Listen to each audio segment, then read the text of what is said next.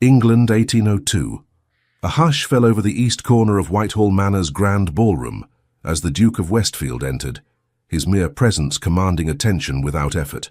Lady Cecilia Clarendon observed him from behind her painted fan. This man who had become the subject of every matchmaking mother's ambition in London. Unlike the other young ladies who fluttered and preened, Cecilia remained still, a portrait of quiet dignity despite the nervous flutter in her chest. She stood beside her father, Count Henry Clarendon, a gentleman whose noble lineage far outweighed his modest coffers, the weight of their family's future pressing invisibly upon her shoulders. "Remember your duty, daughter," her father whispered, his voice barely audible above the string quartet. "The Duke of Westfield approaches." Cecilia's heart thundered against her ribs as Edmund Carlisle, the formidable Duke of Westfield, cut through the crowd with purposeful strides. At 32, he possessed the kind of commanding presence that caused conversations to halt and heads to turn. Tall and broad-shouldered, with piercing hazel eyes and dark chestnut hair, he was as intimidating as he was handsome. "Count Clarendon," the Duke acknowledged with a curt nod before turning his assessment to Cecilia. "Lady Cecilia." His gaze swept over her with cool detachment, as though appraising horseflesh at auction. Cecilia straightened her spine, determined not to wither under his scrutiny. "Your Grace," she curtsied, her voice steadier than she felt. "It is an honor." "Might I request a dance?" he asked, though it sounded more command than question. As they moved across the ballroom floor, Cecilia sensed the eyes of the ton upon them. The Duke's reputation preceded him, wealthy beyond measure, ruthlessly intelligent in business matters, and notoriously particular. At 32 he had remained unwed, despite countless attempts by ambitious mothers to secure his hand for their daughters. "I shall speak plainly, Lady Cecilia," Edmund said, as they executed a perfect turn. "I require a wife of suitable lineage and impeccable reputation. Your father has indicated your willingness to consider such an arrangement." Cecilia swallowed. "Indeed, Your Grace. You understand what this entails? I need an heir and a hostess. In return you shall want for nothing material." "And companionship, Your Grace?" she dared ask, her mother's romantic notions still fresh in her mind. Might that develop with time? Something flickered across his features, surprise, perhaps, or amusement, before the mask of indifference returned. "I make no promises beyond what I've stated. If these terms are agreeable, we could announce our engagement next week." 2 months later, Cecilia stood in the Grand Cathedral, becoming the Duchess of Westfield in a ceremony attended by the cream of society. Her gown of ivory silk and Valenciennes lace drew gasps of admiration, but beneath its splendor, her heart trembled with uncertainty.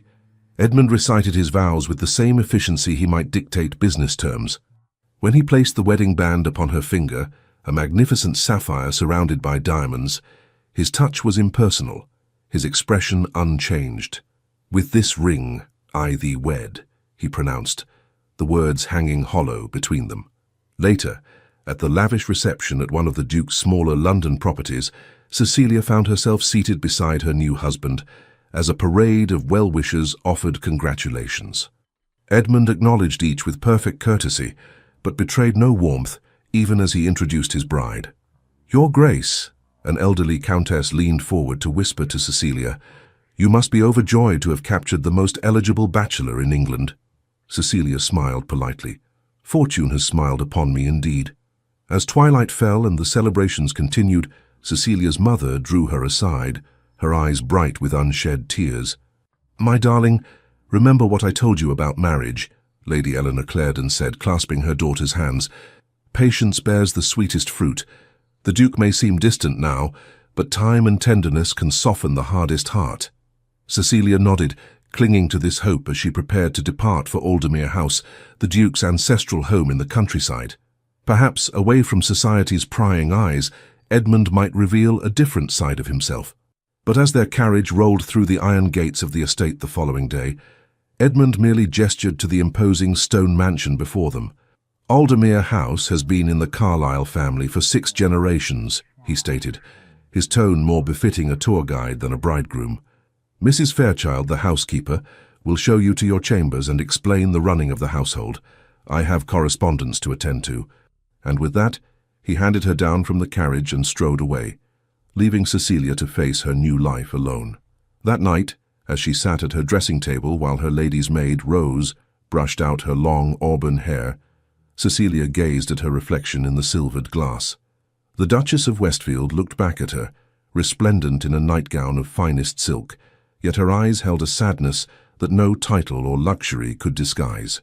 "Will His Grace be joining you this evening, Your Grace?" Rose asked tentatively.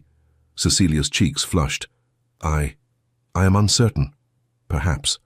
But Edmund did not come. Nor did he come the following night, or the one after that. Their marriage remained unconsummated, as days stretched into weeks, and Cecilia realized that the Duke had meant exactly what he'd said. He required a wife in name only, a suitable ornament to complete his collection of perfection. By day, she explored Aldermere House, its 52 rooms filled with treasures from across the empire: Persian carpets, Italian marble statues, Chinese porcelain, and paintings by the greatest masters. At night, she dined alone. The Duke invariably engaged in business affairs that kept him secluded in his private study. One morning, a month after their wedding, Mrs. Fairchild approached her hesitantly as she breakfasted alone. "Begging your pardon, Your Grace, but the staff is wondering. That is to say, we are uncertain about your preferences regarding the household." Cecilia put down her teacup. "My preferences? The previous Duke, His Grace's father, had very particular ways, which His Grace has maintained. But as the new mistress of Aldermere—" The housekeeper trailed off, clearly uncomfortable. Understanding dawned. The staff expected her to make changes, to put her mark upon the household, as was the right of any new lady of the manor. Yet Edmund had given her no authority, no guidance. Cecilia straightened her shoulders. "Mrs. Fairchild, I should like to tour the servants' quarters today, if you would be so kind as to show me." The housekeeper's eyes widened in surprise. "The servants' quarters, Your Grace?" "Indeed. I cannot properly oversee a household whose workings I do not understand, can I?" That afternoon, Cecilia was shocked by what she discovered.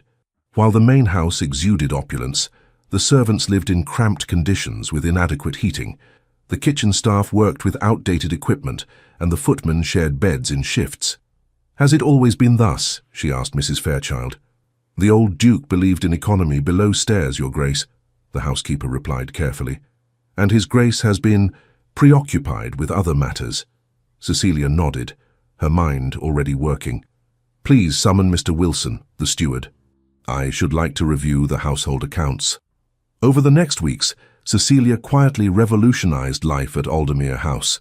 She reorganized the servants' quarters, ensuring each had decent accommodations. She modernized the kitchens, improved wages, and instituted regular half-days off for all staff. When Edmund questioned the increased expenditures during one of their rare shared meals, Cecilia met his gaze steadily. "The changes have improved efficiency, Your Grace. Happy servants serve better, and word has spread. We now have a waiting list of qualified people hoping for positions at Aldermere." Edmund's eyebrow arched in surprise, but he merely nodded.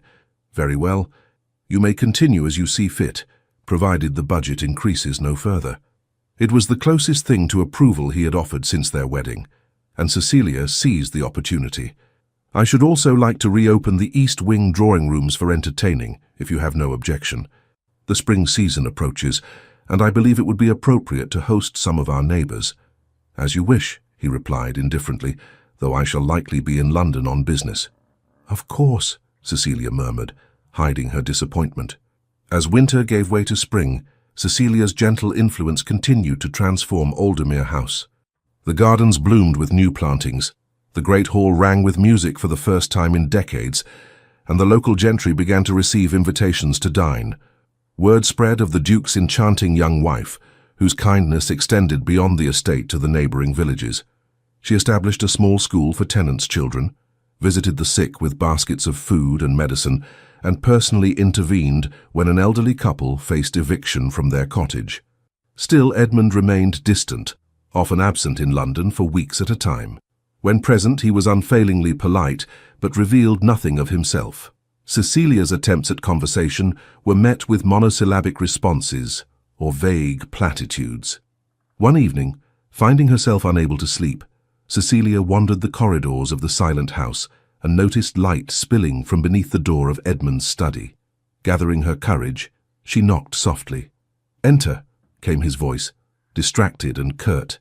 She found him seated behind a massive desk, surrounded by ledgers and correspondence, a single brandy glass at his elbow. He looked up, clearly startled to see her. "Cecilia, is something amiss?" It was perhaps the first time he had used her given name since their wedding day. "No, I simply saw the light and thought—" She faltered, suddenly unsure why she had come. Edmund's expression softened fractionally. "It's late. You should be abed." "As should you," she ventured. "You work too hard, Edmund." He stiffened at the familiarity, and Cecilia immediately regretted her boldness. "I apologize, Your Grace. I did not mean to disturb you." She turned to leave, blinking back unexpected tears. "Wait." She paused, her hand on the doorknob. "Tomorrow I leave for London for several weeks. There are matters requiring my attention." "Of course," she replied, keeping her voice steady. "I shall ensure Aldemir runs smoothly in your absence." A flicker of something, regret perhaps, crossed his features before he nodded. "Good night, Duchess." "Good night, Your Grace." As she closed the door, Cecilia leaned against the corridor wall, closing her eyes against the ache in her chest.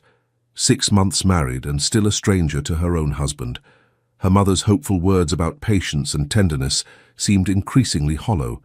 Yet as she returned to her solitary chambers, a new resolve hardened within her. If Edmund would not acknowledge her as a wife, she would make him see her as a duchess, the perfect duchess, one so accomplished and admired that even the Duke of Westfield could not ignore her worth. The season in London approached, and Cecilia Carlyle, Duchess of Westfield, prepared to take her place in society, not as the shy daughter of a minor count, but as the mistress of one of England's greatest houses. Edmund might have married her by duty, but she would give him reason to notice her by choice. London, 1803.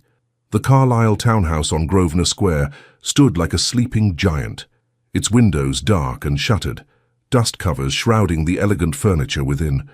No member of the ton had crossed its threshold in nearly 3 years, not since the death of the old Duke's Duchess. Until now. Carriages lined the street as footmen in Westfield livery, midnight blue with silver trim, scurried to assist arriving guests. Inside, crystal chandeliers blazed with light, fresh flowers adorned every surface, and the sounds of a string quartet floated through the grand reception rooms. "The Duchess of Westfield," announced the butler, "welcomes you to Carlisle House."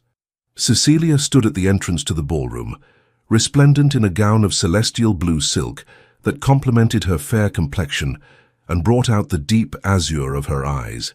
Her auburn hair was arranged in an elegant coiffure, adorned with sapphires that matched her wedding ring. She greeted each guest personally, her genuine warmth in stark contrast to the icy reputation of her absent husband. "My dear Duchess," cooed Lady Harrington, the acknowledged leader of the ton, "you have performed a miracle with this house. We had quite given it up for lost, you know, after the old Duke's time. And where is your distinguished husband this evening?" "The Duke regrets he is detained by business matters," Cecilia replied smoothly, the explanation practiced after countless repetitions. "He hopes to join us later this evening." It was a polite fiction. Edmund had made it abundantly clear he had no intention of attending what he termed frivolous social gatherings, yet Cecilia persisted in the pretense, preserving his dignity even as he undermined hers with his absence. "Such dedication to his affairs," Lady Harrington remarked with a knowing look. "Well, his loss is our gain. Come, you must tell me about those exquisite Chinese vases in the drawing-room."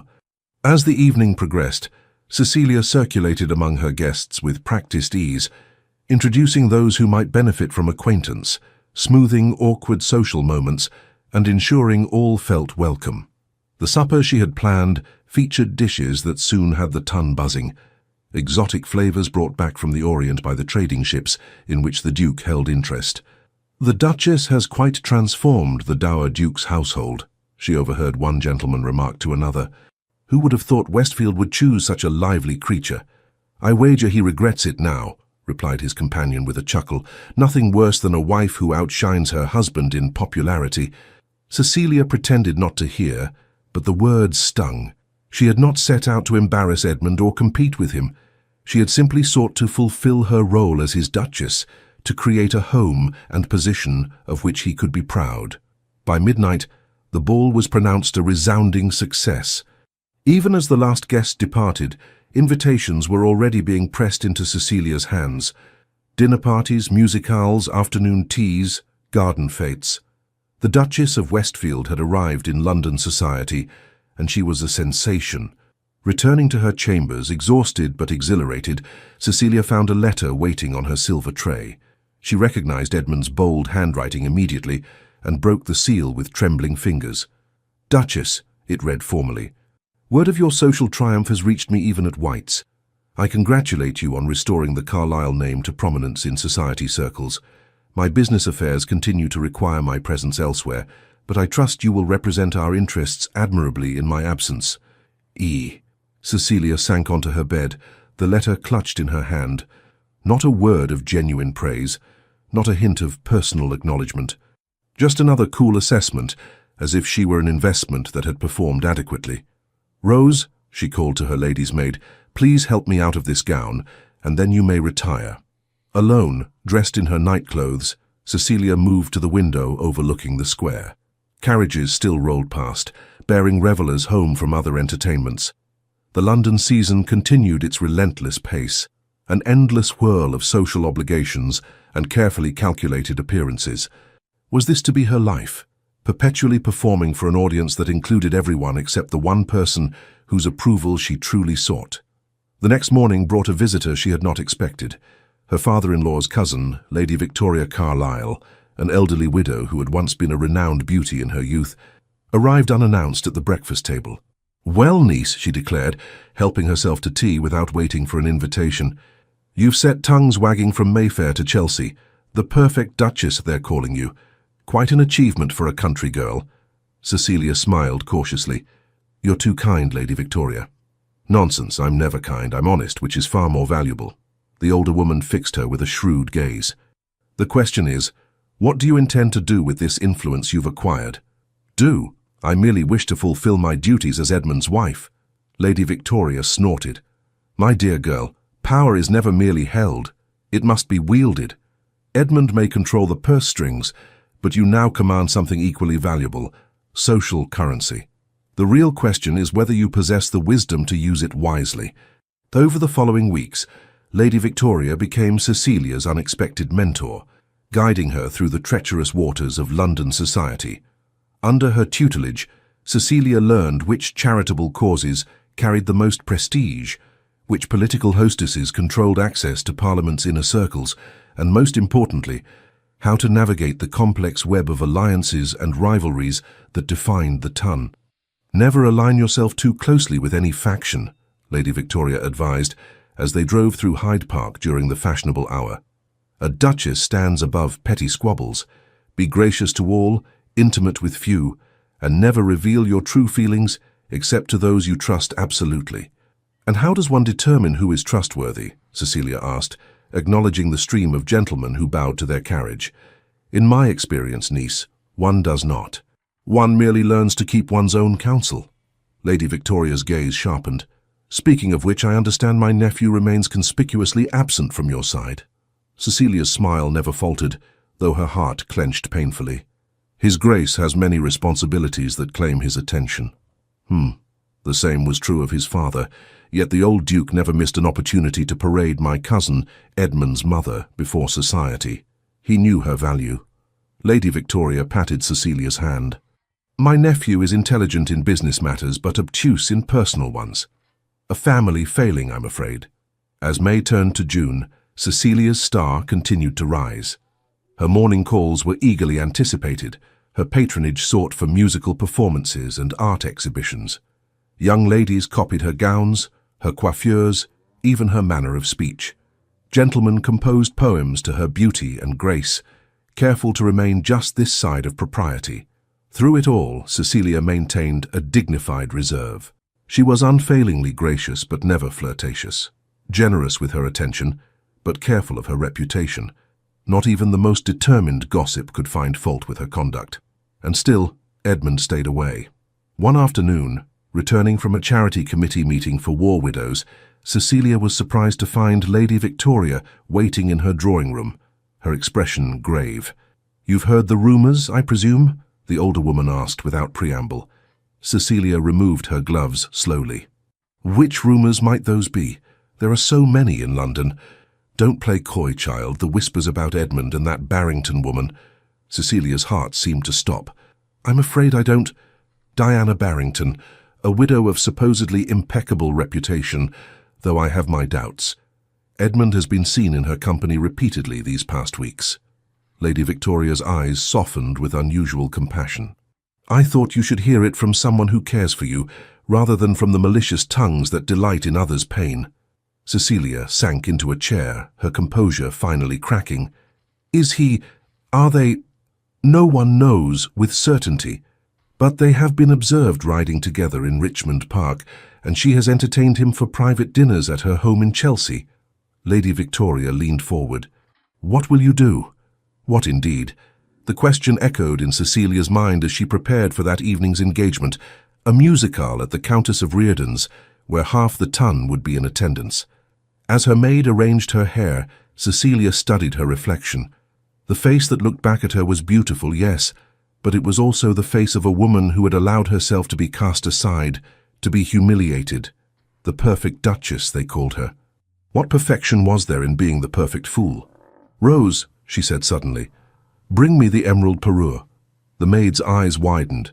"But, Your Grace, you had selected the pearls." "The emeralds," Cecilia repeated firmly. "And the gold tissue gown, not the ivory silk." The ensemble she chose was daring by her usual standards, the deep green of the emeralds making her eyes appear almost turquoise in contrast, the gold gown cut lower across the bodice than her typical selections. She looked like a different woman, regal, confident, alluring. At the Countess's musical, Cecilia felt eyes upon her from the moment she entered. She moved through the crowd with deliberate grace, her smile as practiced as ever, but with a new edge of determination beneath. "Duchess," a deep voice spoke from behind her. What a pleasant surprise. She turned to find Lord Richard Halsey, the Earl of Renfield, regarding her with undisguised admiration. Handsome, wealthy, and possessed of a dangerous reputation with women, he was precisely the sort of gentleman she had always been careful to keep at a polite distance. "My lord," she acknowledged, with a slight inclination of her head, "I trust you are enjoying the performance." "Far less than I am enjoying the view at present," he replied, his gaze lingering on the emeralds at her throat, and perhaps a touch too long on what lay beneath them. In the past, Cecilia would have found some graceful way to extricate herself from such an exchange. Tonight she allowed it to continue. "You flatter me, my lord."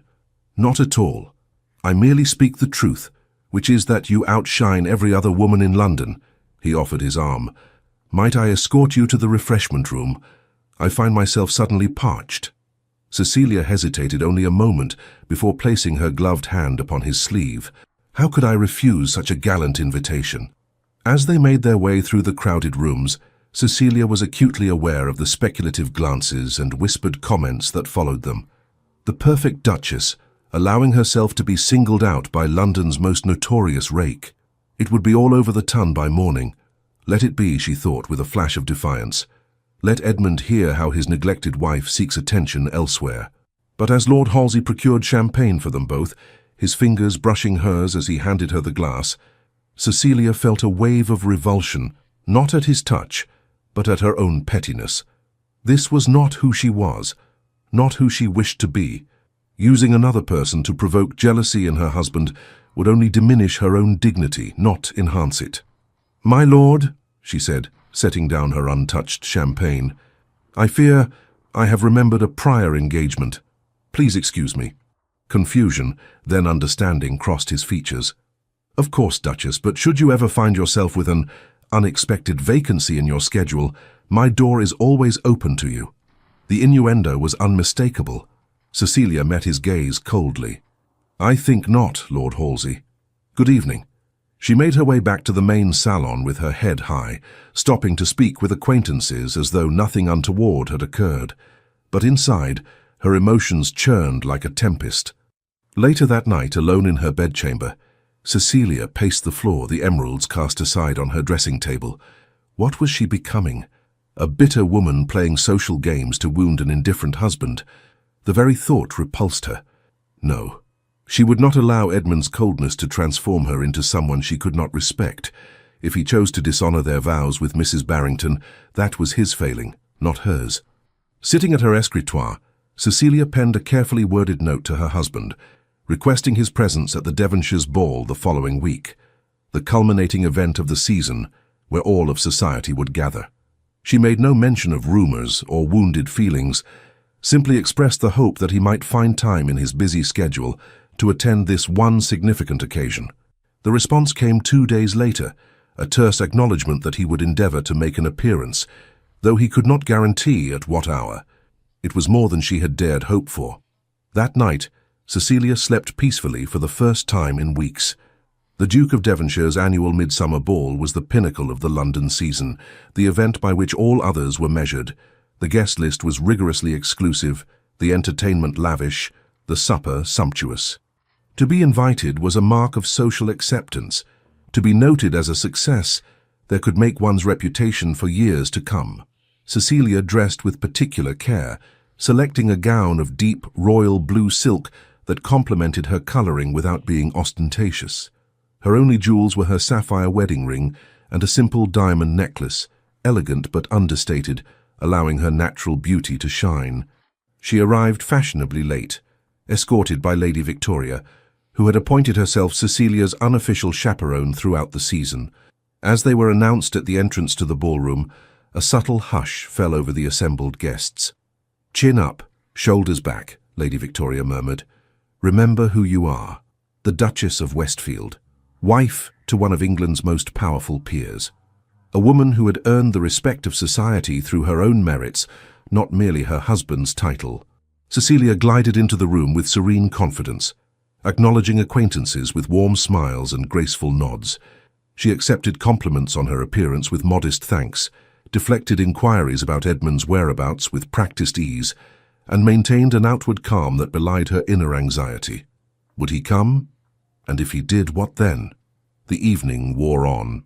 Cecilia danced with carefully selected partners, elderly gentlemen, happily married men, or young lords so junior in rank that no one could misconstrue her intentions. She conversed amiably with matrons and debutantes alike, careful to give no hint of the preoccupation that consumed her thoughts. It was approaching midnight when a stir at the entrance drew her attention. The butler announced in sonorous tones, "His Grace the Duke of Westfield." Edmund stood framed in the doorway, resplendent in formal evening attire, his bearing as commanding as ever. The crowd parted before him as he made his way across the ballroom, acknowledging greetings with brief nods. He was moving directly toward her, Cecilia realized with a start. Her heart began to race, her palms damp within her gloves. She had not seen him in nearly 3 months, had almost forgotten the power of his physical presence, the way his gaze could seem to penetrate to one's very soul. "Duchess," he said, bowing formally before her. "You look well." "Your Grace," she curtsied. "I'm pleased you could attend." They regarded each other for a long moment, strangers who had pledged their lives to one another, now meeting as though at a diplomatic function between hostile nations. "I believe this dance is mine," Edmund stated, offering his hand. Cecilia placed her fingers in his, allowing him to lead her to the dance floor as whispers erupted in their wake. The orchestra struck up a waltz, still considered daringly intimate by some of the older generation, and Edmund's hand settled at her waist, his touch impersonal yet proprietary. They moved together with surprising harmony, their bodies remembering the steps practiced for their wedding ball, though they had rarely danced since. "You have been busy in my absence," Edmund remarked as they circled the floor. "Your name appears in the society pages with remarkable frequency." "I have merely attempted to fulfill my duties as your Duchess," Cecilia replied evenly. "Since you married me for that purpose, I assumed you would approve." A flicker of something, surprise, admiration, crossed his features. "Indeed, you have exceeded all expectations in that regard. The Perfect Duchess, they call you, I understand." "So I am told." She met his gaze steadily. Though perfection is a heavy burden to bear, especially alone. The implication hung between them, unaddressed as the music swelled. They completed the dance in silence, the tension between them palpable even to observers. As the final notes died away, Edmund escorted her from the floor, his expression unreadable. "I have taken lodgings at White's for the night," he informed her. "I return to Aldermere tomorrow. Business matters, you understand." Cecilia's heart sank. Nothing had changed then. One dance, a few words exchanged, and he would disappear from her life once more. "Of course," she replied, her voice carefully neutral. "Will you require me to cut short my season and return as well? That won't be necessary. I am aware of your numerous social commitments." His tone was dismissive. "You may remain in London as long as you wish." Before she could respond, they were interrupted by the approach of a striking woman in a gown of deep burgundy, her dark hair arranged in an elaborate coiffure adorned with rubies. "Edmund, darling," the woman purred, laying a possessive hand on the Duke's arm. "You promised me the supper dance, remember?"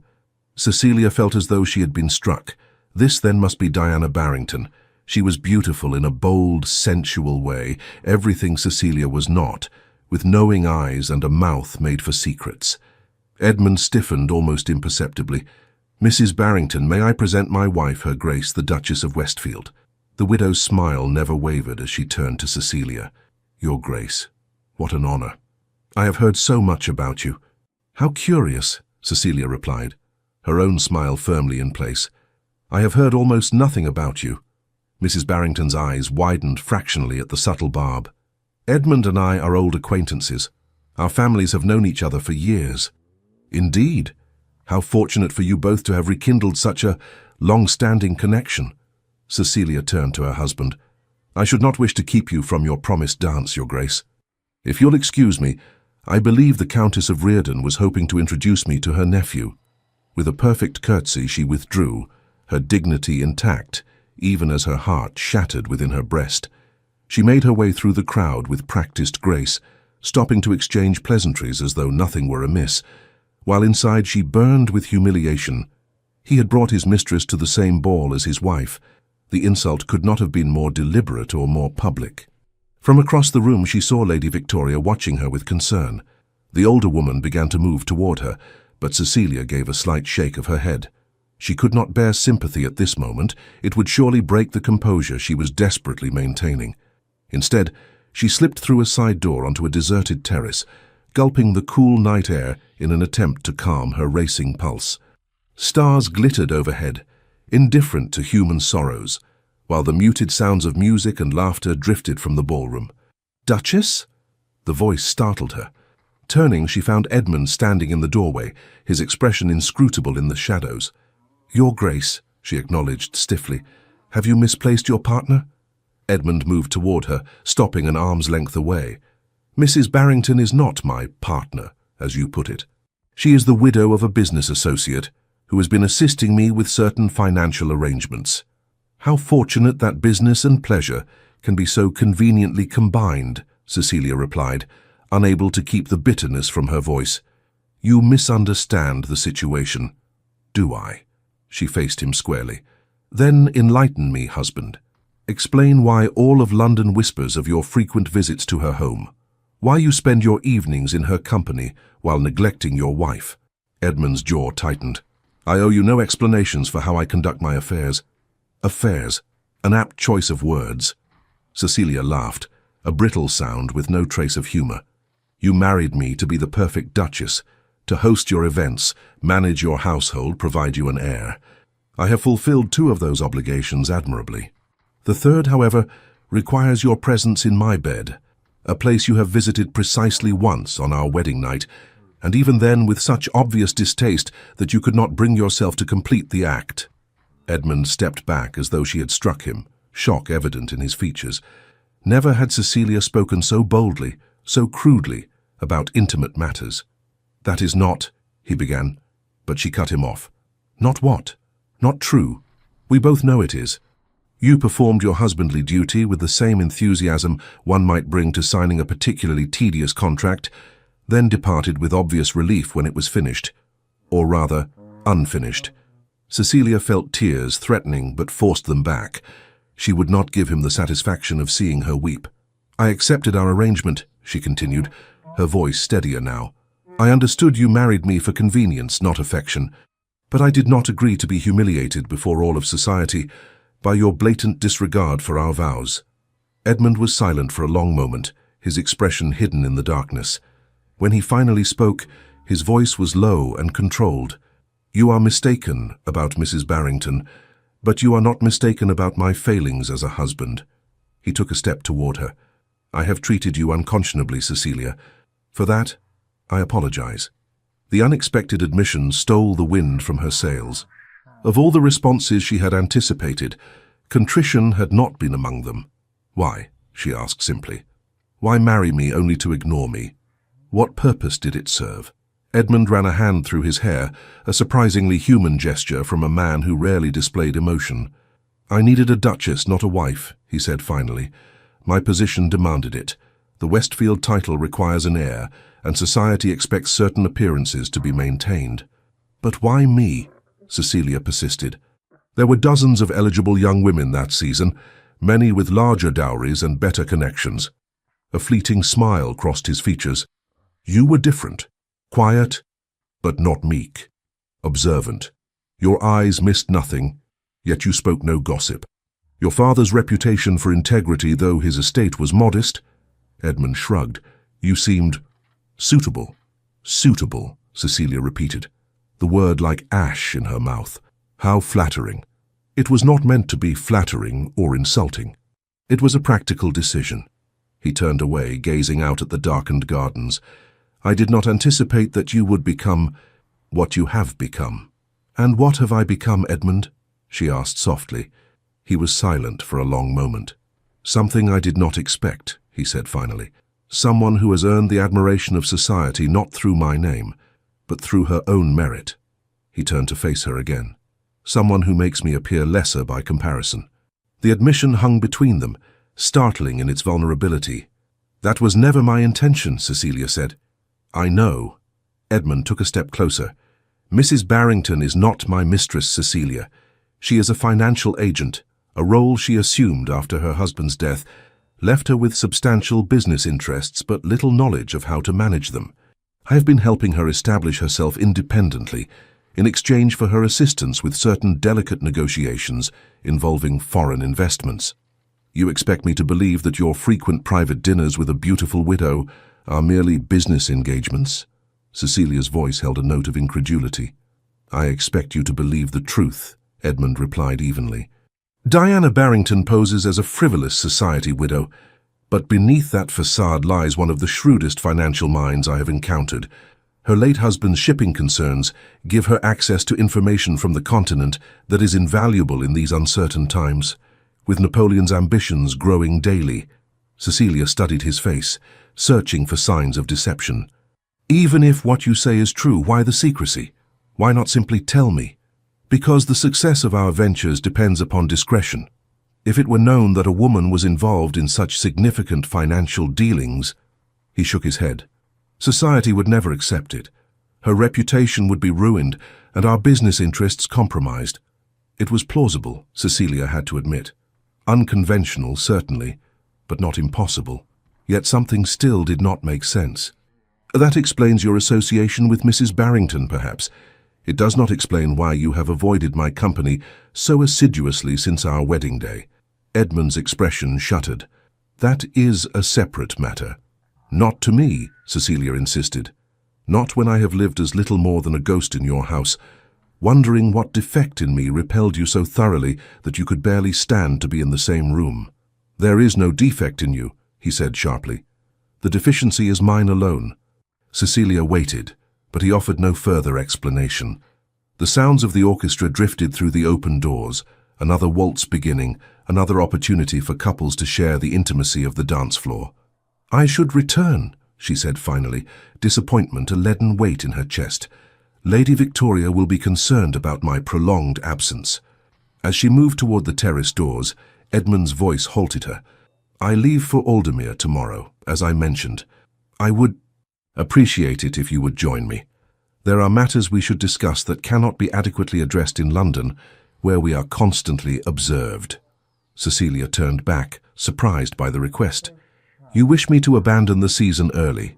There are still several important events. I am aware, he interrupted. but I believe this conversation is more important than any ball or soiree. Do you not agree?" There was an earnestness in his manner that she had never witnessed before, a hint of the man who might exist beneath the cold, dutiful exterior he had always presented. "Very well," she agreed cautiously. "I shall make arrangements to depart tomorrow." Edmund nodded, relief evident in his posture. "Thank you. I shall send the carriage for you at noon." They stood regarding each other for a moment longer, the air between them charged with unspoken words and unexpressed emotions. "We should rejoin the company," Cecilia suggested. "Separately, perhaps, to avoid speculation." "As you wish." Edmund hesitated, then added, "For what it is worth, Cecilia, you have indeed been the perfect Duchess, far better than I deserved." Before she could respond, he bowed and left the terrace, leaving her alone with the stars and her tumultuous thoughts. The journey to Aldermere the following day passed in uncomfortable silence. Edmund had sent his private coach for Cecilia as promised, but to her surprise, he was already seated within when she entered. They exchanged polite greetings before lapsing into silence, each apparently lost in private contemplation as the countryside rolled past. It was early evening when they arrived at the estate, the golden light of the setting sun bathing the stone facade of Aldermere House in a warm glow. Servants lined up to greet them, their genuine pleasure at seeing their mistress return evident in their faces. "Welcome home, Your Grace," Mrs. Fairchild curtsied to Cecilia. "We've prepared your chambers as requested." "Thank you, Mrs. Fairchild. It's good to be back." Cecilia smiled warmly at the staff before turning to her husband. "If you'll excuse me, Your Grace, I should like to refresh myself after the journey." "Of course," Edmund nodded. "Perhaps you would join me for dinner at 8, in the small dining room, I think." The invitation surprised her. They had rarely dined together at Aldermere, with Edmund typically taking his meals in his study. "I would be pleased to do so," she replied. In her chambers, as Rose helped her change from her travelling clothes into a dinner gown, Cecilia found herself unexpectedly nervous. Something had shifted between herself and Edmund, but she could not yet determine what it meant or where it might lead. "You look pale, Your Grace," Rose observed, as she arranged Cecilia's hair in a simple but elegant style. "Was the journey very tiring?" "A little," Cecilia admitted, "but it's nothing that a good night's rest won't cure." At precisely 8 o'clock, she made her way to the small dining room, an intimate space rarely used during her time at Aldermere.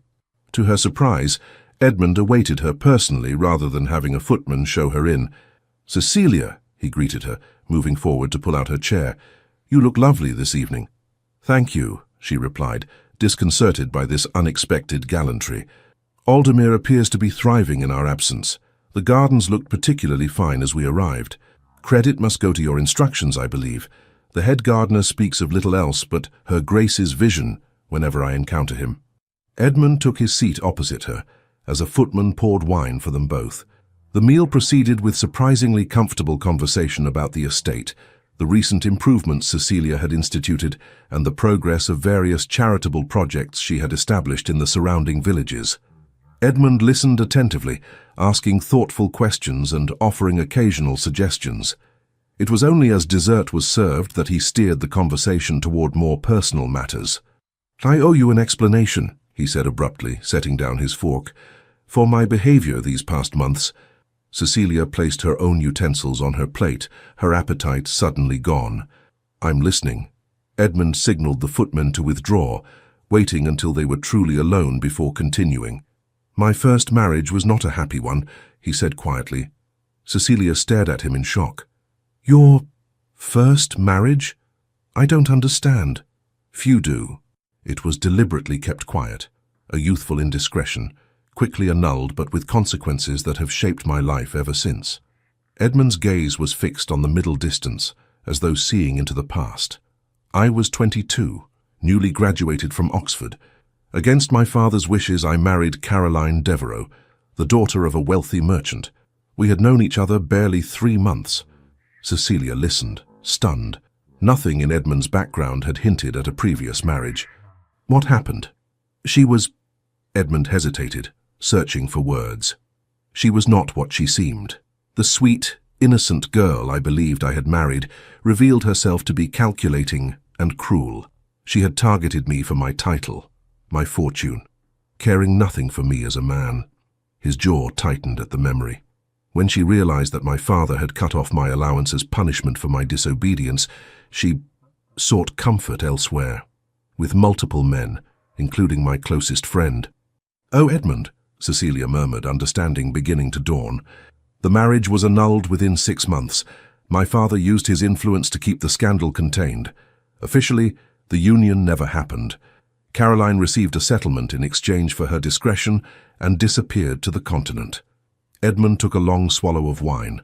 "I learned a valuable lesson about the dangers of allowing emotion to override reason, particularly where marriage is concerned. So, when you married me," Cecilia began.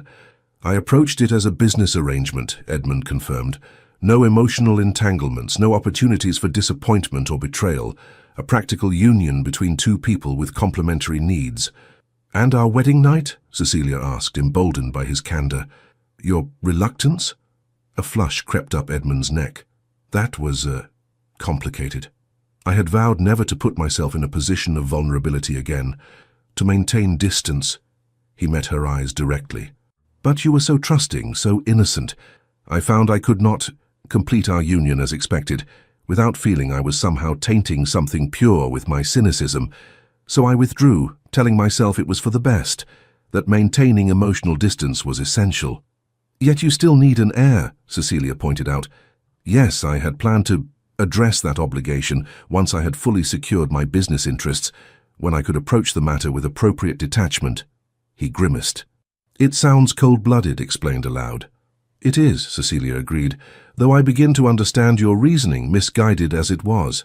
Edmund regarded her with something like admiration. "Few women would be so direct in their assessment." "Few women have endured what I have these past months," she countered. "Tell me, Edmund, what changed? Why bring me back to Aldemir now for this conversation?" He was silent for a long moment, considering his response.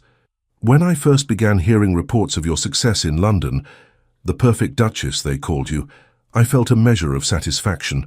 My choice had been vindicated. You were fulfilling the role for which I had selected you admirably." He rose from his chair, moving to the window that overlooked the darkened gardens. "But as your reputation grew, as tales of your kindness, your grace, your genuine concern for others reached me, I began to realize what I had discarded. Not just a suitable wife, but an exceptional woman of character and substance." Turning back to face her, his expression was more open than she had ever seen it. "Then came the rumors about Diana Barrington, and I saw how they hurt you. I watched you at the Devonshire's ball, maintaining your dignity even as society whispered behind your back. I realized then that I had done you a grave injustice, allowed you to believe yourself unwanted, when in truth," he faltered, and Cecilia found herself holding her breath. "When in truth I had begun to want you very much indeed," Edmund finished softly. "Not as a convenient duchess, but as a woman, as my wife in more than name." Cecilia's heart thundered in her chest, but she forced herself to remain calm. "Words come easily, Edmund. Actions are what matter. You're right, of course." He moved toward her, extending his hand. "Will you walk with me? There is something I wish to show you." Curiosity overcoming caution, Cecilia placed her hand in his and allowed him to lead her from the dining room through the grand hall and up the central staircase. To her surprise, they headed toward the wing that housed Edmund's private apartments, a part of the house she had never been invited to enter. At the end of a long corridor, Edmund paused before a carved mahogany door, producing a key from his waistcoat pocket. "This room has been locked since I returned from my grand tour at the age of 20, he explained as he turned the key. "No one enters, not servants, not family, not even myself most days." The door swung open to reveal a chamber bathed in moonlight from tall windows. As Edmund lit a lamp, Cecilia gasped in wonder. The room was an artist's studio. Easels stood draped in protective cloths, shelves lined with paint pots and brushes lined one wall, and canvases in various states of completion were stacked against another. In the center, on a prominent easel, stood a portrait shrouded by a velvet cover. "You paint," Cecilia whispered, amazed by this hidden aspect of her husband. "Once I did. It was my passion, my one true talent according to my tutors." Edmund moved to the covered canvas. "My father considered it an unworthy pursuit for the future Duke of Westfield. When I defied him by marrying Caroline, he made me promise to abandon painting as part of the conditions for remaining his heir after the annulment. He drew a deep breath. I kept that promise until recently. With a decisive gesture, he pulled away the velvet covering, revealing a nearly completed portrait beneath. Cecilia stared in astonishment at her own image looking back at her. The painting captured her in profile, seated at her writing desk in the morning room at Aldermere, sunlight streaming through the window to illuminate her face as she wrote a letter. The expression the artist, Edmund, had captured was one of quiet determination mixed with a hint of sadness, a depth of emotion that spoke volumes about the subject's inner life. "When did you—" she began, unable to complete the question. "I began it after your first month at Aldermere," Edmund admitted. "I would watch you sometimes when you were unaware. The way you transformed my cold house into a home, it awakened something in me I thought long dead." He touched the canvas reverently. "I could not approach you directly. Too much cynicism, too much fear remained. But I could paint you, try to capture the essence of the woman who had entered my life unexpectedly and changed everything around her." Cecilia studied the portrait, moved beyond words by both its beauty and its implications. Edmund had seen her, truly seen her, even while keeping her at arm's length. "There are others," he said quietly, moving to a stack of canvases leaning against the wall. He turned them one by one to reveal a series of studies. Cecilia in the garden with secateurs in hand, Cecilia reading by firelight, Cecilia speaking with Mrs. Fairchild, her expression animated, Cecilia asleep in a chair, her face peaceful in repose. "You've been painting me all this time," she whispered, "while pretending I barely existed." "I was a coward," Edmund acknowledged, "too afraid to risk my heart again, yet unable to ignore the woman who had begun to claim it despite my best efforts." He set down the last canvas and turned to her, his expression vulnerable in a way she had never witnessed before. "I do not deserve your forgiveness, Cecilia. I have treated you abominably, but I ask for a chance to become the husband you deserve, to build together the marriage I was too frightened to contemplate before." Cecilia regarded him thoughtfully. "And if I refuse? If I prefer to maintain our current arrangement, the perfect Duchess in public, separate lives in private?" Edmund paled but nodded. "Then I would respect your decision. You have built a life and identity of your own, independent of me. I would not presume to dismantle it without your consent." His humility, his willingness to accept her terms rather than impose his own, these were new facets of the man she had married, but never truly known. Cecilia moved closer to the portrait, studying the face Edmund had rendered with such care and understanding. "Tell me one thing," she said finally, turning to face him. "If I agree to this new beginning between us, what becomes of Diana Barrington? Our business association continues as it must." "But with complete transparency to you," Edmund replied without hesitation. "You would be welcome to attend any meeting, review any document. I have nothing to hide, Cecilia. Not anymore." She nodded slowly, weighing his words against the evidence before her. The hidden studio, the portraits painted in secret, the raw honesty in his eyes as he awaited her verdict. "I cannot promise immediate trust," she said carefully. "That must be earned. But I can promise to remain open to the possibility of the marriage you describe." Relief washed over Edmund's features. He stepped forward, tentatively taking her hands in his. "That is more than I deserve, and all that I can ask." In the soft lamplight of the studio, surrounded by images of herself seen through her husband's eyes, Cecilia allowed herself to hope that perhaps the perfect Duchess might yet find her perfect match in the imperfect Duke who had finally opened his heart. Summer faded into autumn, painting the grounds of Aldermere in rich golds and crimsons as Edmund and Cecilia cautiously navigated their changing relationship. True to his word, Edmund made no demands, instead inviting Cecilia into his daily life with a patience that surprised her. Each morning brought a small note with her breakfast tray, sometimes a few lines of poetry, occasionally a sketch, often simply a wish for her day to be pleasant. Each evening found them dining together, their conversations gradually deepening from estate matters to personal histories, hopes, and even dreams. "Tell me about your childhood," Edmund requested one evening in late September as they sat before the fire in the library, the rain pattering against the windows. "I know so little of your life before we met," Cecilia smiled, setting aside her embroidery. It was quiet, but happy. My father may not be the wealthiest of men, but he gave us a home filled with affection and learning. My mother taught me music and languages. My father insisted I understand estate management and basic accounting alongside my feminine accomplishments. That explains your aptitude for household affairs, Edmund observed. Most young ladies of your station would be at sea trying to manage a property like Aldermere. My father believed that true nobility lies in competence, not just bloodlines, Cecilia replied. He would say, a title without capability is merely decoration, but capability will serve you whether you have a title or not. Edmund nodded thoughtfully. A wise philosophy. My own father was rather more traditional in his approach. Titles were everything. Capability assumed by birthright rather than cultivated through education. Yet you seem to have escaped that limitation, Cecilia noted. Your business acumen is widely acknowledged. Necessity more than inclination, Edmund admitted. When I returned from my grand tour to find our family finances in disarray due to my father's poor management, I had little choice but to educate myself quickly. Cecilia tilted her head, studying him. Is that why you turned to painting? As an escape from those pressures? A smile touched Edmund's lips. Perceptive as always. Yes, art was my refuge, the one place where I answered to no one's expectations but my own. He hesitated before adding, would you sit for me properly? Until now, I've worked from memory and glimpses. I should like to paint you as you truly are. The request surprised her. You wish me to pose? If you're willing. In the studio with proper light. A formal portrait of the Duchess of Westfield seems long overdue. The intimacy of such an arrangement, hours spent in each other's company, his eyes upon her, studying every nuance of her face and form, sent a tremor of anticipation through Cecilia. I would be honored, she replied softly.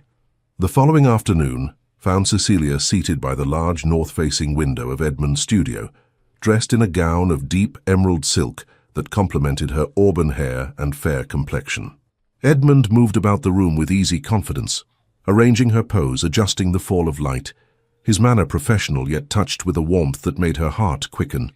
Turn your head slightly to the left, he instructed, approaching to gently position her chin with his fingertips. Yes, just so. Now look toward the window, as though you've caught sight of something intriguing in the distance. Cecilia complied, acutely aware of his proximity, the scent of him. Sandalwood and linseed oil enveloping her senses.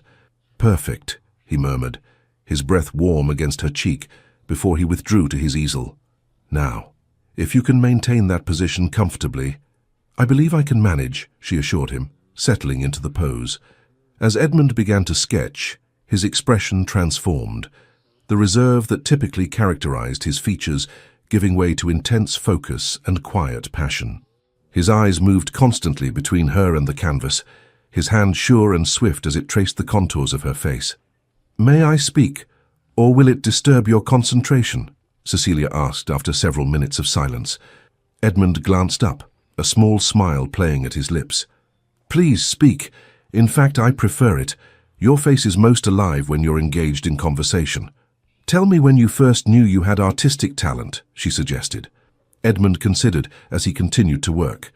I must have been about 7 years old. My tutor had taken ill, and I was left to my own devices for an afternoon. I found myself in the portrait gallery, staring up at my ancestors. His expression softened at the memory. Something about the 5th Duke's portrait captivated me, the way light and shadow played across his face, creating the illusion of life on flat canvas. I borrowed a pencil and paper from my father's study and attempted to copy it. Were you successful? Cecilia asked, intrigued. Hardly, Edmund chuckled.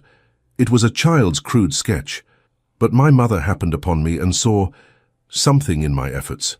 She arranged for proper art lessons against my father's wishes. It became our secret conspiracy, my mother, my art master, and I. She must have been a remarkable woman, Cecilia observed. A shadow crossed Edmund's face. She was.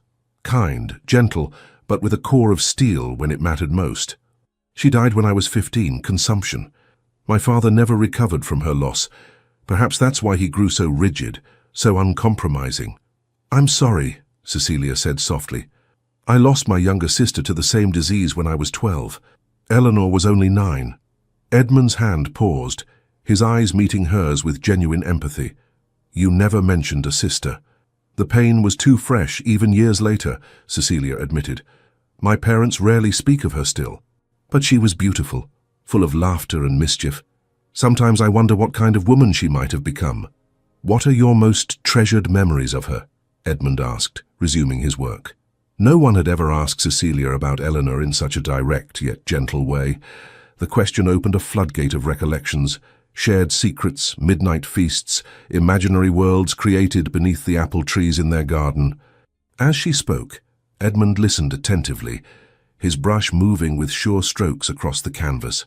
The afternoon light shifted gradually, casting long shadows across the floor as minutes stretched into hours. I believe that's enough for today, Edmund finally announced, setting down his palette. You've been remarkably patient. May I see? Cecilia asked, rising from her chair with a small wince as her stiff muscles protested. Edmund hesitated. It's only the beginning, the underpainting. Not much to look at yet. Nevertheless, I'd like to see the progress, she insisted gently. After a moment's hesitation, he nodded, stepping aside to allow her approach.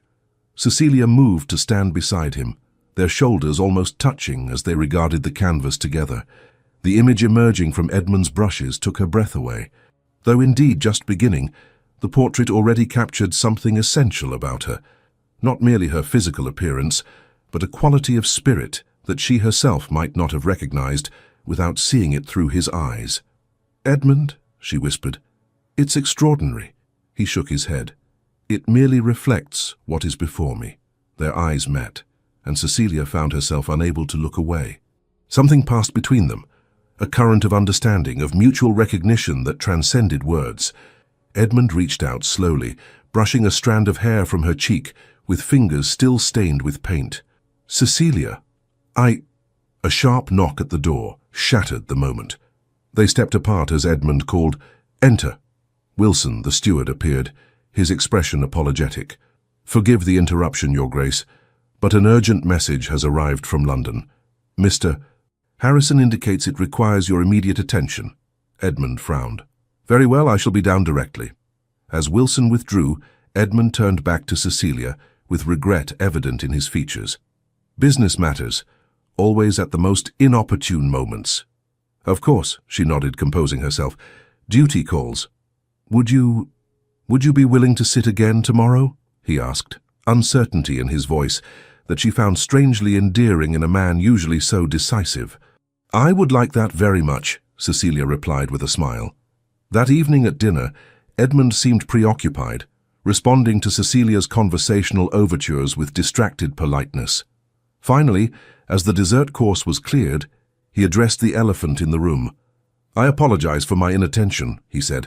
The message from London contained concerning news. There are rumors of a French agent operating within certain financial circles, attempting to destabilize investments critical to England's war efforts. Cecilia set down her wineglass. That sounds serious indeed. It is. I may need to return to London earlier than anticipated to address the matter. Edmund hesitated before adding, Diana Barrington has been instrumental in uncovering this plot, at considerable risk to herself. Cecilia felt a familiar twinge of unease at the mention of the widow's name, but reminded herself of Edmund's promise of transparency. I see. When do you anticipate departing? Tomorrow, if the Morning Post confirms my suspicions. Edmund studied her face carefully.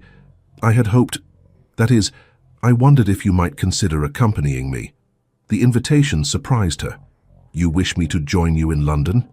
But the season has ended. Society has dispersed to country estates. Precisely why it would be an ideal time for us to be in town together, without the constant social obligations that consumed your previous visit. Edmund leaned forward, his expression earnest.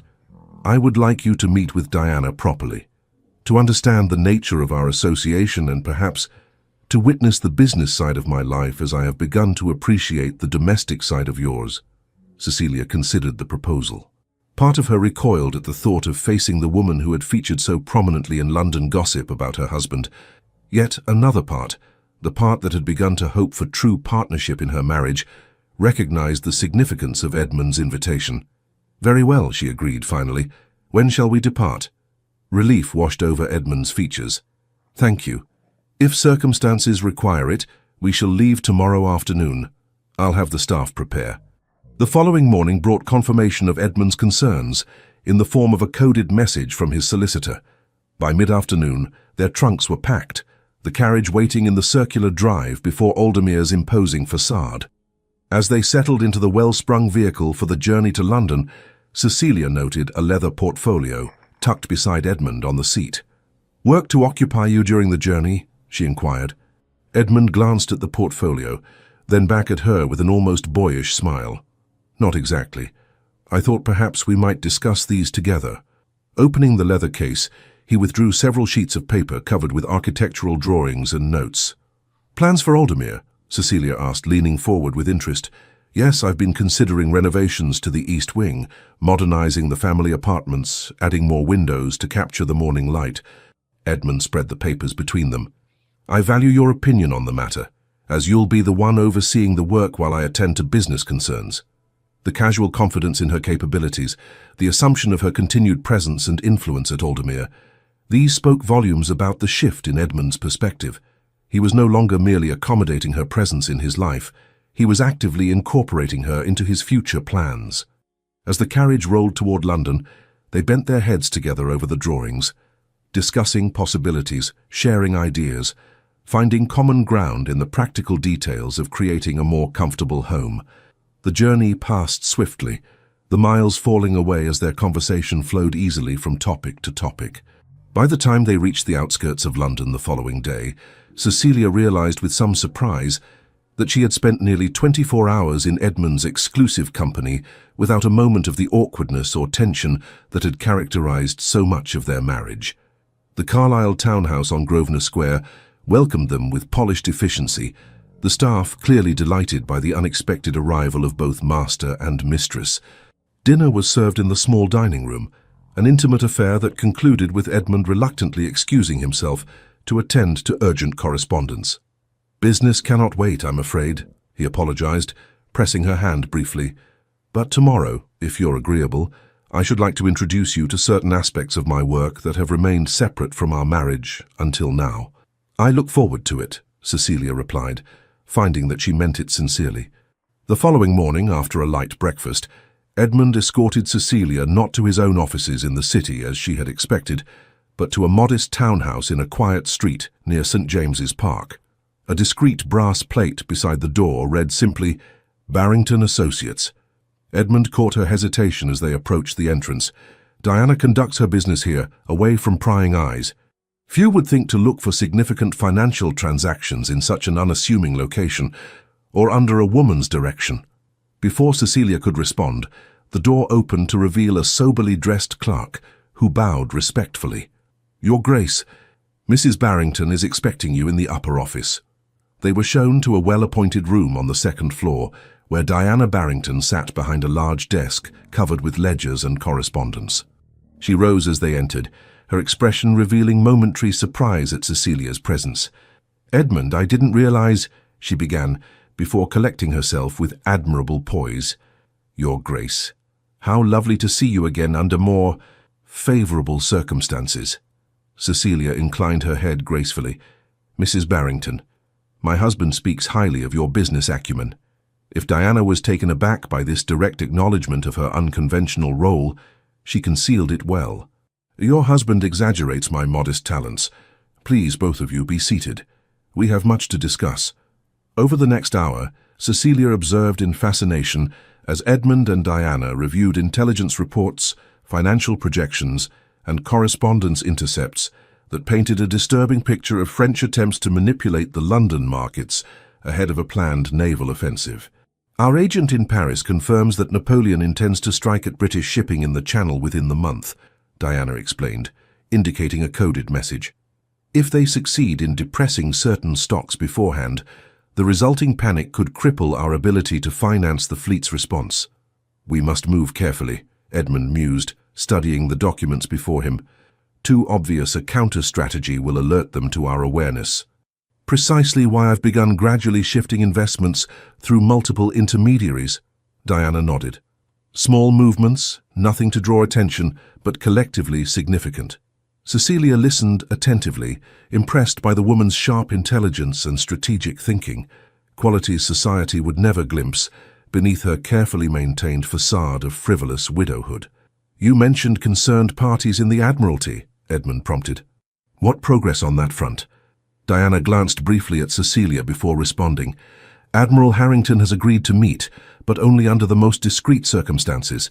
He remains skeptical of information coming from unconventional sources, by which he means a woman, Cecilia observed quietly. Diana's eyes met hers with a flash of surprised appreciation. Precisely, Your Grace. Hence the need for Edmund's presence. The Admiral will listen to a duke where he would dismiss a widow. Even when the widow possesses superior information, Edmund added with a trace of frustration. The meeting is scheduled for tomorrow evening at Lord Ravenscroft's hunting box in Surrey, ostensibly a small gathering of gentlemen for cards and conversation. While I establish a conspicuous presence at Lady Heatherton's musicale, Diana continued, to ensure no connection is drawn between us. Cecilia considered this complex dance of appearances and realities, the necessary deceptions, the hidden truths, the careful maintenance of social facades to protect vital national interests. It seems I have underestimated the complexity of your association, she acknowledged, addressing both Edmund and Diana, and perhaps misjudged its nature entirely. Diana's expression softened. Your misapprehension was natural, Your Grace, given the circumstances. Indeed, it was partly by design. Better for society to whisper about a scandalous affair than to suspect the true nature of our meetings. A stratagem that served its purpose in preserving secrecy, but at considerable cost to my wife's peace of mind, Edmund observed grimly. A cost I now recognize was too high. Diana nodded, her gaze direct as she addressed Cecilia. I owe you an apology, Your Grace. While our work necessitates discretion, I might have found ways to minimize the personal consequences to you. The sincerity in the woman's voice was unmistakable. Cecilia found her lingering resentment dissolving in the face of this unexpected validation. What's done is done, she replied with quiet dignity. My concern now is how I might assist in your current endeavors, if indeed you believe I can be of service. Edmund and Diana exchanged surprised glances. You wish to participate in this work? Edmund asked, unable to conceal his astonishment. I do, Cecilia affirmed. If what you say is true, and I have no reason to doubt it, then this matter affects not merely your business interests, but England itself. As your wife, as the Duchess of Westfield, and as an Englishwoman, I have both the right and the responsibility to contribute where I can. Diana studied her thoughtfully. Your assistance could indeed prove valuable, particularly in areas where neither Edmund nor I can operate effectively. Such as, Cecilia prompted. Society, Diana explained. While the season has officially ended, certain influential hostesses maintain their salons year-round. The wives of cabinet ministers, senior naval officers, bankers, they gather regularly, sharing information their husbands believe they don't understand. Edmund nodded slowly, comprehension dawning. And as the Perfect Duchess, Cecilia has entree to circles that would remain closed to either of us. Precisely, Diana confirmed. Lady Whitmore's weekly card party, for instance. The Admiral's wife never misses it, nor does the Countess of Shaftesbury, whose husband chairs the committee overseeing naval appropriations. I received an invitation to Lady Whitmore's gathering this very week, Cecilia recalled. I had planned to send my regrets, assuming we would return promptly to Aldermere. Perhaps a reconsideration is in order, Edmund suggested, a new respect evident in his voice. Thus began Cecilia's initiation into the clandestine world of intelligence and counterintelligence that operated beneath the glittering surface of London society. Over the following days, she divided her time between quiet consultations with Edmund and Diana at the Barrington offices and strategic appearances at select social functions where information might be gathered. At Lady Whitmore's card party, Cecilia positioned herself at a table with Mrs. Admiral Harrington, steering their conversation with subtle skill toward maritime matters while appearing to focus on the game at hand. My husband mentions that your estate at Aldermere has a particularly fine view of the Channel, Mrs. Harrington remarked as she sorted her cards. He quite envied it during his last visit to the area.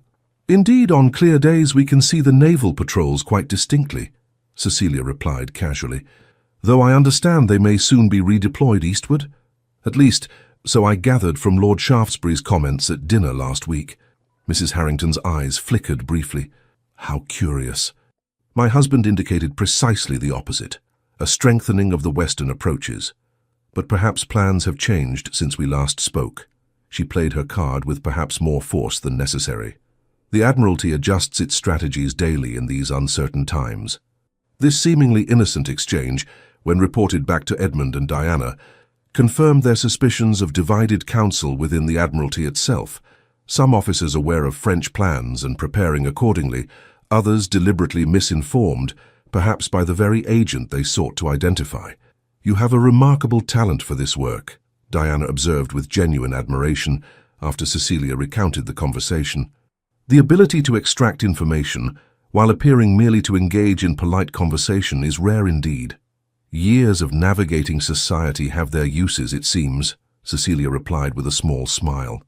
Though I confess, I never imagined applying those skills to matters of national security.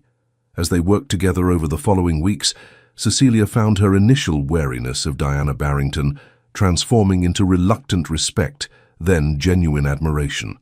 The widow was formidably intelligent, unfailingly professional, and possessed of a dry wit that emerged in their private consultations. More surprising still was the evolution of her relationship with Edmund. Working together toward a common purpose seemed to accelerate the cautious rapprochement that had begun at Aldermere. Each day brought new discoveries about her husband, his strategic brilliance, his unwavering loyalty to those he trusted, his capacity for self-deprecating humor when among those few who truly knew him. One evening in mid-October, as they returned to Grosvenor Square after a particularly productive day, Edmund turned to Cecilia with unexpected directness. "You've surprised me," he admitted, as their carriage rolled through the darkening streets. "Your adaptability, your insight, your courage. I knew you possessed grace and dignity, but these other qualities—" "You never looked closely enough to see them," Cecilia replied without rancor. "Just as I failed to recognize the depth of purpose behind your seeming indifference." Edmund's hand found hers in the dimness of the carriage. "We have both been guilty of seeing only the surface, perhaps." His touch sent a tremor of awareness through Cecilia, a reminder that beneath their newfound professional respect lay another dimension of marriage entirely, one they had barely begun to explore. As if sensing her thoughts, Edmund gently released her hand as the carriage drew up before their residence.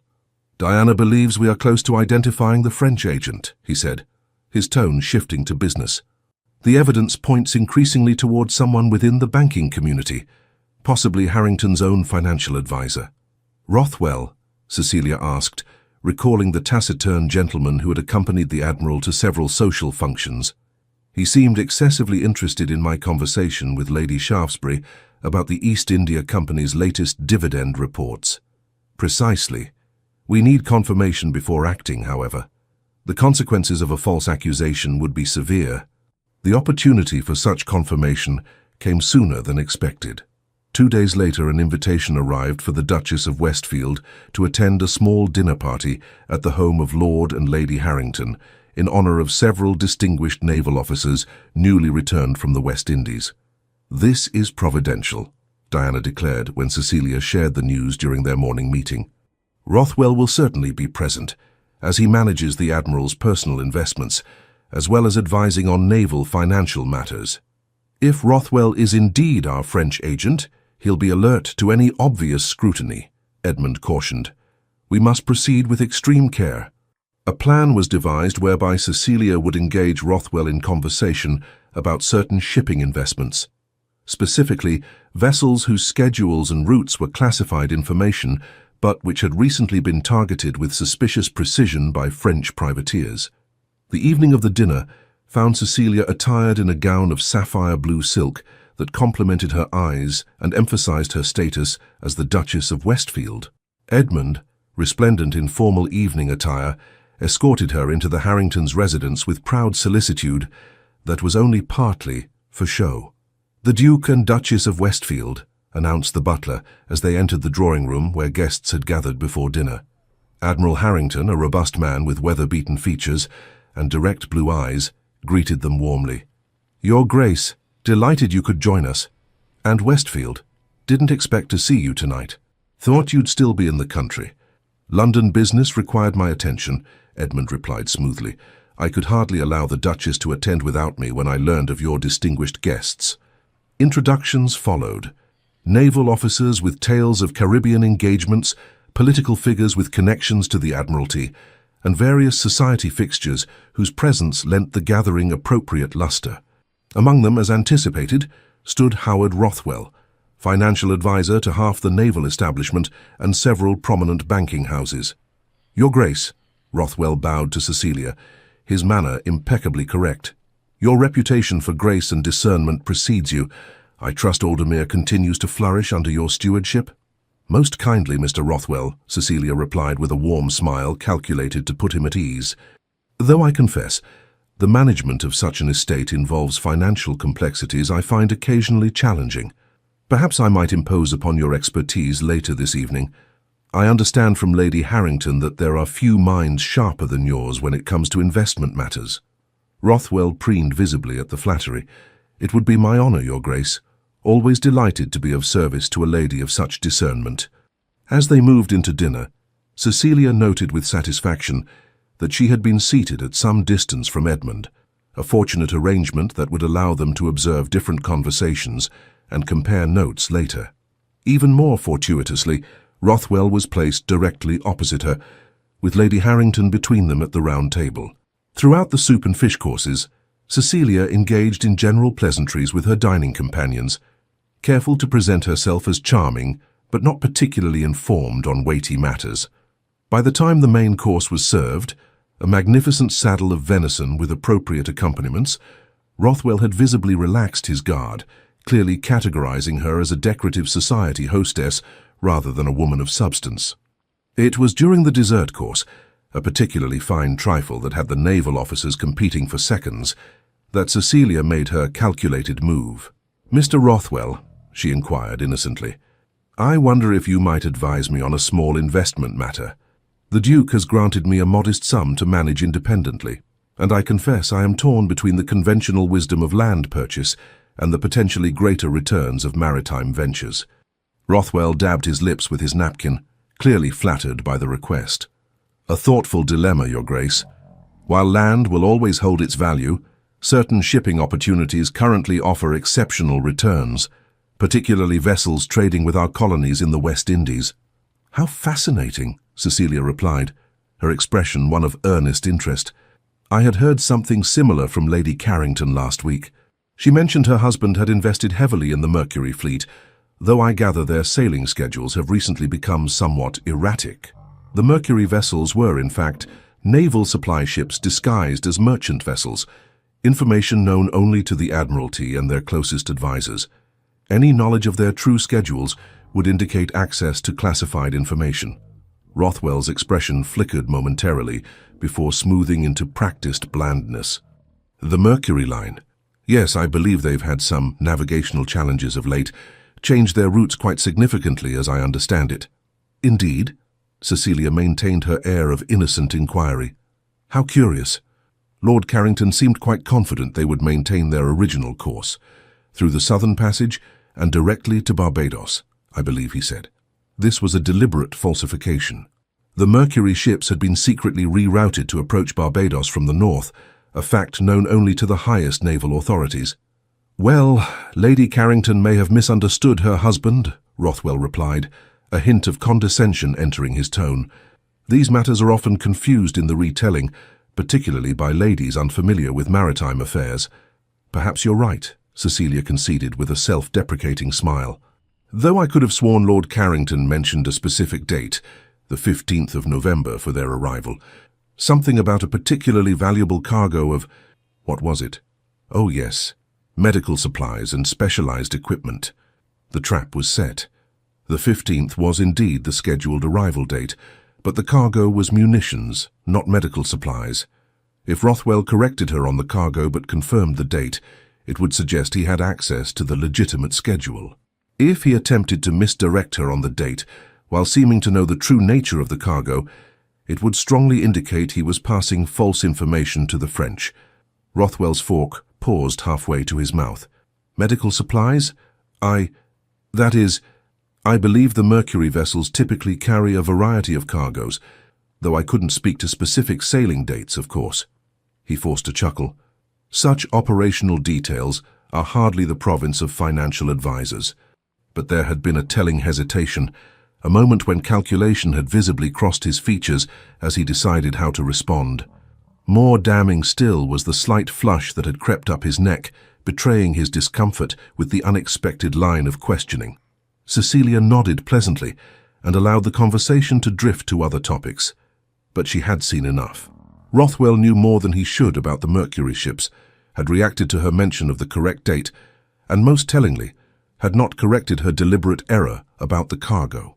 Later that evening, as their carriage carried them back to Grosvenor Square, Cecilia related the exchange to Edmund in precise detail. "You're certain about his reaction?" Edmund pressed, his expression intent. "The exact sequence of his response is crucial." "Absolutely certain," Cecilia confirmed. He knew the date was accurate, but chose not to confirm it, and he deliberately avoided correcting my error about the cargo, which he would have done if he had legitimate access to the information. A true financial advisor with appropriate clearance would have known the cargo was munitions, not medical supplies. Edmund sat back, satisfaction evident in his posture. This, combined with Diana's intelligence from her sources in Paris, provides the confirmation we needed. Rothwell has been passing naval schedules to the French for months, just selectively enough to avoid detection, but with devastating effect on our shipping. "What happens now?" Cecilia asked. "Now," Edmund replied grimly, "we take our evidence to Lord Liverpool. As Home Secretary, he has the authority to order Rothwell's arrest and interrogation. With luck, we can force him to reveal his French contacts before word reaches them that he has been compromised." Events moved swiftly after that night. Within 3 days, Howard Rothwell was quietly taken into custody at his club, the evidence against him presented to a closed tribunal of Privy Councillors. Under intensive questioning, he revealed a network of French agents operating throughout London's financial district. Information that would allow British intelligence to feed false information back through these same channels in the crucial weeks before Napoleon's planned naval offensive. For their part in uncovering the plot, Edmund and Diana received private commendations from the highest levels of government, acknowledgements that would never appear in any public record, but which solidified their positions within the shadow world of international finance and intelligence gathering. More significant to Cecilia, however, was the transformation in her relationship with Edmund. The mutual respect forged in their joint endeavor had created a foundation of trust that transcended their earlier misunderstandings. They had seen each other at their best, Edmund's strategic brilliance complemented by Cecilia's social acumen, her intuitive understanding of human nature, balanced by his analytical precision. One evening in late October, as they sat together in the library of their London home reviewing correspondence from Aldermere, Edmund set aside his papers with deliberate care. "I think it's time we return to the country," he said thoughtfully. "The situation here is well in hand and winter will soon make travel more challenging." Cecilia nodded agreement. "The estate should be prepared for the colder months, and I confess I miss the peace of Aldermere after these weeks of intrigue." "As do I." Edmund hesitated, uncharacteristic uncertainty in his manner. "Before we depart, however, there is something I wish to discuss with you, something I have been considering for some time." Cecilia set aside her own letters, giving him her full attention. "I'm listening." Edmund rose, moving to stand before the fireplace, his tall figure silhouetted against the dancing flames. "Our marriage began as a contract, a practical arrangement designed to meet specific needs.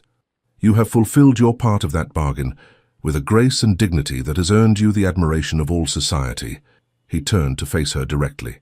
"What I did not anticipate was how thoroughly you would exceed those terms, how completely you would transform not only Aldermere, but my understanding of what a true partnership might entail."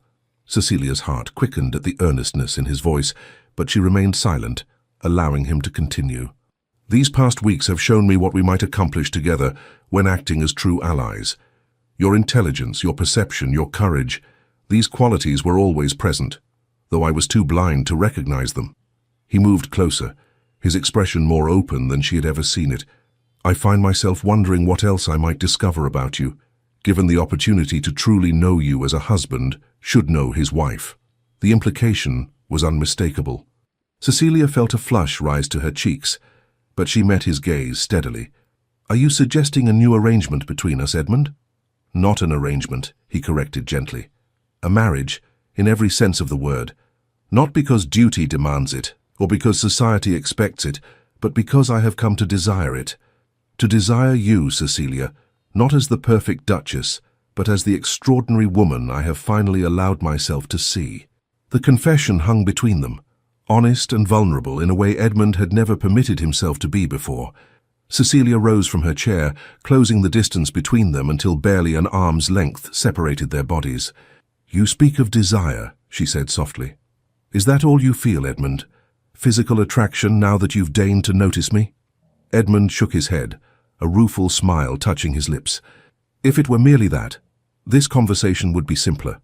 No, what I feel is far more complex. Admiration, respect, gratitude for your patience with my many failings, and yes, desire too. A longing to know you in every way a man can know a woman." He reached out slowly, taking her hand in his. "I cannot promise that I have overcome all the scars of my past, or that I will never disappoint you, but I can promise to try, to be worthy of the second chance you have granted me, to build a true marriage between us day by day." Cecilia studied his face, the strong features she had come to know so well, the vulnerability in his eyes that he had never before allowed her to see. In that moment, she recognized the courage it had taken for this proud, wounded man to lay himself bare before her, to risk rejection after having armored himself against emotional pain for so many years. "I have never sought perfection in you, Edmund," she replied, her voice steady despite the emotions swelling within her. "Only honesty. Only the chance to be seen for who I truly am, rather than what function I might serve." His fingers tightened around hers. "And now? What do you seek now, Cecilia?" The question hung between them, freighted with possibility. Cecilia drew a deep breath, choosing her words with care. "I seek what any woman desires in marriage: partnership, respect, affection." She paused before adding quietly, "And yes, passion too. I have never experienced it, but I have come to believe it might be possible between us." Edmund's expression softened, wonder replacing uncertainty in his gaze. "Then let us return to Aldermere, not as Duke and Duchess performing our separate roles, but as husband and wife discovering what we might become together." As their carriage rolled through the iron gates of Aldermere House a week later, autumn sunlight gilding the stone facade with warm light, Cecilia felt a sense of homecoming deeper than any she had known before. The familiar building no longer represented a gilded cage or an elegant stage upon which to perform her duties. It had become somehow truly her home, a place where she was known, valued, even desired. That evening, after dinner in the small dining room where they had shared so many meaningful conversations, Edmund escorted Cecilia not to the door of her separate chambers, as had been their custom, but to his own suite of rooms. "I had these prepared for your inspection," he explained as he opened the door to reveal the transformed space. "If they meet with your approval." Cecilia stepped inside, amazement spreading through her at the changes. Gone was the austere masculine decor that had previously characterized Edmund's private retreat. In its place stood an elegant arrangement of connected chambers, a sitting room with comfortable furnishings for two, a dressing area with ample space for her belongings and beyond. Visible through an open doorway, the Duke's bedchamber, now furnished with a magnificent new bed large enough to accommodate two people comfortably. "You've been planning this," she realized, turning to find Edmund watching her reaction with hopeful intensity. "Since before we left for London," he admitted, "though I was uncertain whether you would, that is, whether we would reach a point where—" He faltered, uncharacteristically tongue-tied. Cecilia felt a surge of tenderness at his uncertainty. This powerful man, accustomed to commanding every situation, rendered hesitant by the prospect of true intimacy. "They're perfect," she assured him, moving closer. "But are you certain, Edmund, once we take this step?" "I have never been more certain of anything," he replied, his voice dropping to a lower register that sent a shiver of anticipation down her spine. "The question is whether you are equally sure. I would wait if you need more time." Cecilia considered his words, searching her own heart for any lingering doubts or reservations. She found none, only a deep certainty that this was right, that they had earned this moment through honesty, respect, and the patient building of trust. "I am sure," she answered simply, reaching up to touch his face with gentle fingertips. "I have waited long enough to truly be your wife, Edmund. I would wait no longer." His arms encircled her then, drawing her against the solid warmth of his chest as his lips found hers, in a kiss unlike any they had shared before, tender yet hungry, restrained yet promising depths of passion as yet unexplored. When they finally parted, breathless and flushed, Edmund rested his forehead against hers. "Stay with me tonight," he whispered. "Let me show you what true marriage can be between a man and woman who choose each other freely." "Yes," Cecilia breathed, her heart racing with anticipation and newfound courage. "Yes, Edmund, tonight and all the nights to come." Spring 1804. The gardens of Aldermere House blazed with colour as daffodils, tulips and early roses competed for attention beneath a cloudless April sky. In the newly renovated east wing, sunlight streamed through enlarged windows into a bright nursery where Cecilia, Duchess of Westfield, sat in a comfortable chair, a tiny bundle cradled in her arms. "There, there, little one," she murmured to the infant who regarded her with solemn blue eyes. "Your father will return soon. He's merely gone to fetch your grandmother from the carriage." As if summoned by her words, the nursery door opened to admit Edmund, his face alight with pride as he escorted an elegant older woman into the room. "Mother," Cecilia smiled warmly, "welcome to Aldermere. I'm so pleased you could come for the christening." Lady Eleanor Clarendon moved forward eagerly, her gaze fixed on her first grandchild. "My darling girl, let me see this precious boy properly." Cecilia carefully transferred the infant to his grandmother's waiting arms, watching with contentment as Lady Eleanor cooed and marvelled over the child's perfect features. "He has your eyes, Cecilia, but Edmund's chin, I think. Oh, he's magnificent." She looked up at them both, her own eyes bright with unshed tears. "Have you settled on a name?" Edmund moved to stand behind Cecilia's chair, his hand resting warmly on her shoulder. "We have. He will be Henry Edmund Carlyle, after both our fathers." "A fine, strong name," Lady Eleanor approved. "Your father would be so proud, Cecilia, as am I." She returned her attention to the baby, who had wrapped his tiny fingers around one of hers with surprising strength. Later, after Lady Eleanor had retired to rest before dinner, Edmund and Cecilia stood together by the nursery window, watching as their son slept peacefully in his elegant cradle, a gift from Lady Victoria, who had appointed herself the child's honorary great-aunt and most devoted champion. "He's perfect," Edmund murmured, his arm around Cecilia's waist, drawing her against his side. "As is his mother." Cecilia leaned into his embrace, contentment washing through her. Hardly perfect, merely fortunate beyond measure. The year since their return to Aldermere had brought changes neither could have imagined during those early, barren months of their marriage. The renovations to the East Wing had transformed the family apartments into light-filled, comfortable spaces that bore Cecilia's imprint in every detail. The estate flourished under their joint stewardship, with Edmund focusing on agricultural improvements, while Cecilia continued her social initiatives in the surrounding villages. Most significant, however, was the transformation in their personal relationship. The trust established during their London adventure had deepened into genuine partnership, their complementary strengths creating a bond that transcended their initial practical arrangement. Edmund had proved himself a considerate and passionate husband, his earlier reserve giving way to an emotional openness that still sometimes surprised them both. For her part, Cecilia had discovered desires and capabilities within herself that might never have emerged had she remained merely the perfect Duchess performing her assigned role.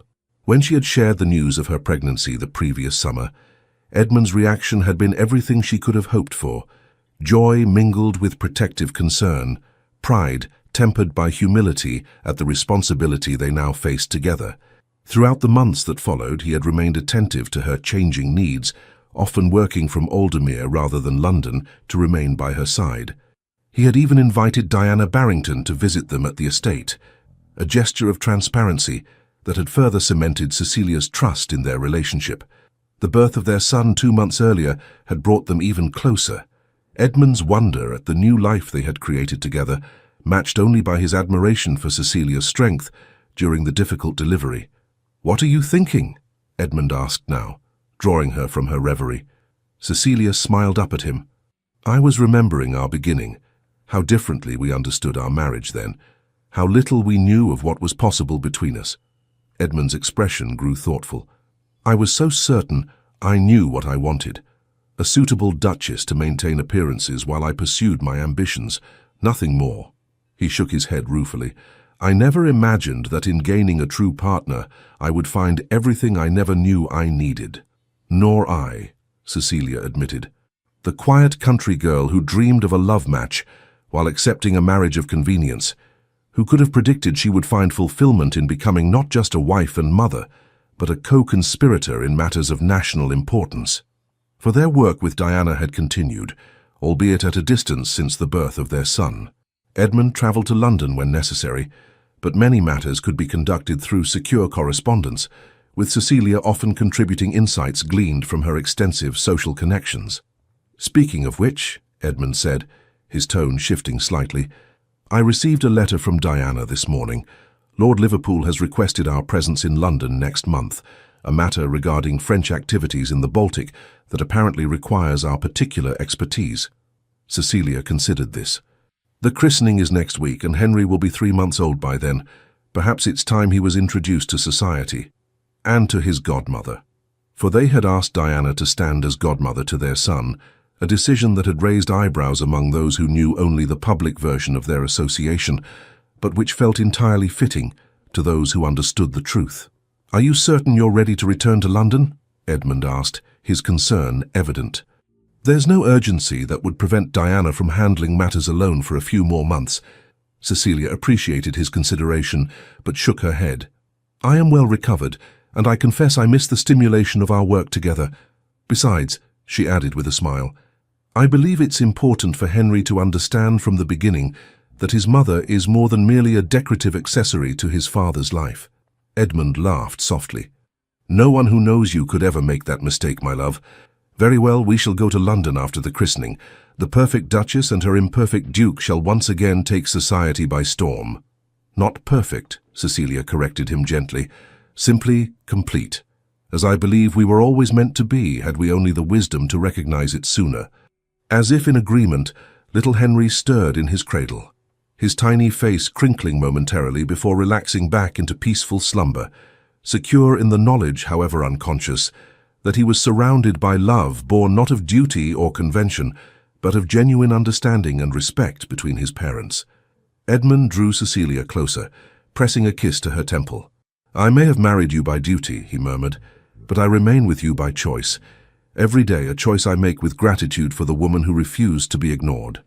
"And I choose you," Cecilia replied softly, "not for your title or position, but for the man I have come to know and love, flaws, strengths, and all." Outside the nursery windows, spring sunshine bathed the gardens of Aldermere in golden light, promising new growth, new possibilities, new beginnings. Within, the Duke and Duchess of Westfield stood united, no longer strangers bound by convenience, but partners joined in purpose, passion, and the quiet certainty that what they had built together was far more precious than either could have achieved alone. The end. Dear listener, in the quiet moments when this story settles into your heart, I invite you to see yourself reflected not in the grand halls of Aldermere, but in the journey itself. For life at 60 and beyond carries a richness that Edmund and Cecilia only began to discover, the profound beauty of second chances. Your path has wound through decades of sunshine and shadow. You've weathered storms that would have broken younger souls. You've seen promises kept and broken, felt the weight of choices made and opportunities missed. And yet, here you stand, magnificent in your resilience.